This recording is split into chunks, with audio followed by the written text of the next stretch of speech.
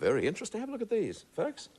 I didn't tell you I had an operation over the weekend. This is what they got out. No. What are they, Kerry? Meteorites. They're known as tektites. Oh, right. They give you a lot of power and energy, Bert, when you're feeling a bit on the downside. Oh, lovely.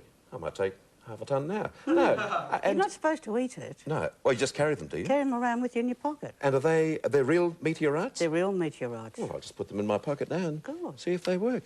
You probably go off like a rocket yourself. Well, you remember. And what is... what's this?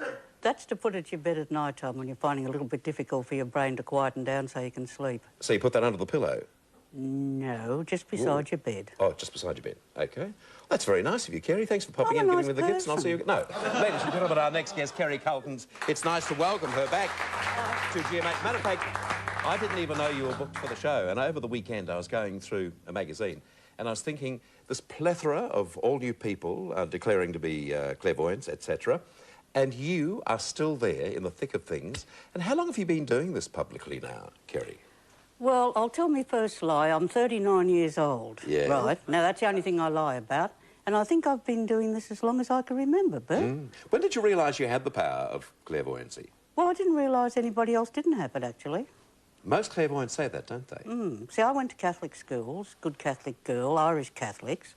And back in those days, they were all Irish Catholic nuns and priests, and they were into all that sort of thing as well. I actually learned to do tea leaf readings from the sister at St Brendan's. Did you really? So this morning you're going to talk about some famous people and maybe do some predictions? Yes. Tom, what are you rubbing there? To pull the power up. Oh, OK. You know, Should when I rub too? you? Ooh, there you go.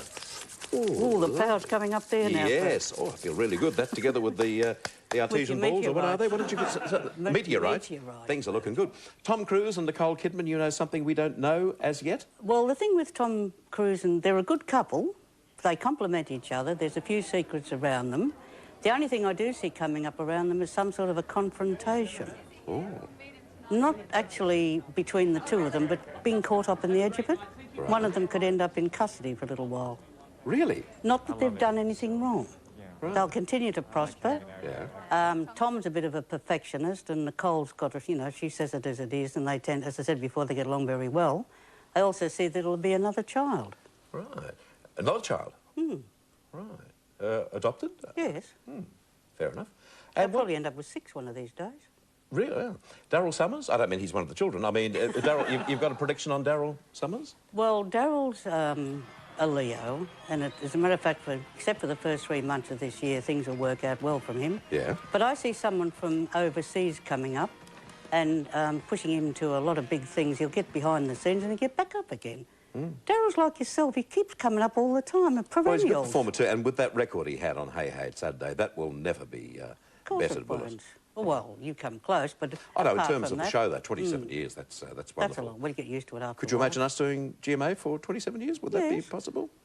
Be a nice, cranky old show by the end of 27 years, wouldn't it? Where you're concerned, Bert, nothing's impossible. Only what you think. Oh. I mean, you're a terrible worrier at times. I think I've told you that before. Oh, no, I never worry about anything. You can worry while you worry, and if you had nothing to worry about, you'd worry about that. That worries me when you say that. What about Madonna? You've got some info on Madonna too? Well, I did make a prediction just a couple of months ago that she'd have another baby, and I saw it in the paper that she has. Yeah. She's actually a good family girl underneath there. I mean, that's just a persona like Mae West and that sort of thing. Yeah. She's going to do very well in life, go behind the scenes rather than front.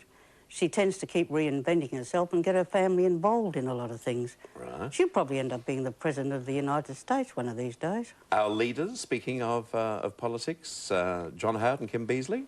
Well, I also predicted that John Howard was going to get himself into trouble through something he said, which I think he has, or he's taken the blame for it. But again, he should do very well. The only problem with John is he's inclined to get himself into a lot of strife at the moment. He needs to be extremely careful, more about security, but I think he'll stay there. As Prime Minister? Yes, for a while anyway. For another term, do you think? No, but I think he'll stay where he is at the moment. As PM? I don't think anybody will chuck him out before the next election. Right. And so he'll fight the next election? No, I don't think he will. He won't? No. Someone else will come in? I think he knows when to say goodbye. Right, he's watching every morning, actually, John Howard, because I'm he's sure got he much to do. does. So, John, there's the news. Just be very careful, because you could be out in your curly sometime in the next, 9 or 10 months. I think he's got to go to the polls October of next year, hasn't he? Well, October's not a really good... He could win the lottery in October, but win the election is another story. What about Kim Beazley? Kim's one of these people that tends to get two trains of thoughts, depends what hits him first. He's a perfectionist. He's never a person who's never going to measure up to his own standards. But I don't say I vote Labor, but I would say he'll definitely do the best he can. You know, he's one of these type people. Right. But he's also very family-orientated, and I see some sort of a large property around him, getting himself more involved with that. And so much, you've got a prediction for our producer who's celebrating her birthday today, Leanne Mercer? The only problem with this lass is she gets two trains of thoughts also, depends what hits her first. Her intuition is spot on, her reason argues. Yeah. She's in this world to make it a beautiful place. She's got a long memory for anything she's interested in.